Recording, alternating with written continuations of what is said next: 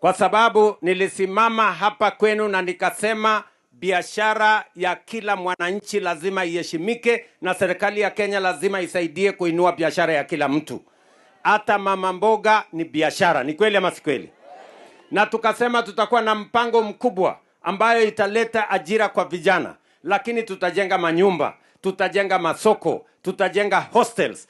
Mimi nimekuja kuwaambia watu wa Kitui, serikali ya Kenya tumetoa 15 billion shillings kupitia kwa housing fund, ambayo sasa tutawajengea nyumba 6,000, tujenge soko 11, tujenge hostels ya watoto wa hapa 6,000, tuhakikishe ya kwamba hii Kitui inabadilika. Kati ya hiyo soko 11 ambayo tunajenga Kitui, moja yao ni hii ya hapa kwenu ya Kamuongo. Mimi nauliza nyinyi, hiyo soko mumeona au mjaona? Simeona? Nimepatana na mama kiongozi hapa anaitwa Lydia. Lydia amenieleza wamama wa hapa walikuwa wanauza chakula yao, mboga, biashara yao walikuwa wanafanya kwa mchanga. Iko vumbi, mara matope, mara jua, mara shida. Si namna hiyo? Sasa pale mumeona tumetengeneza soko ya gorofa. Kuna wengine watauzia chini hapo first floor, kuna wengine watauzia juu. Tumeweka mpaka mahali ya kina mama kunyonyesha watoto, tumeweka mpaka mahali ya si ndio?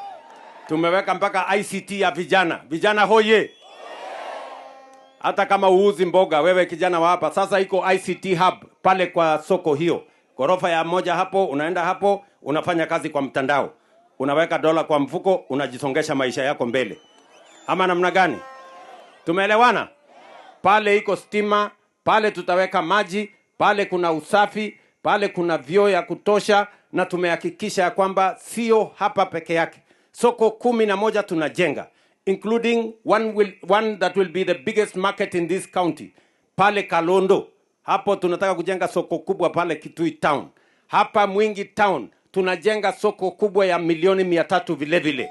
Kwa sababu tunataka Kitui ibadilike na itabadilishwa kwa miradi na mipango ya maendeleo. Watu wa Kamongo tunaelewana? Tunaelewana?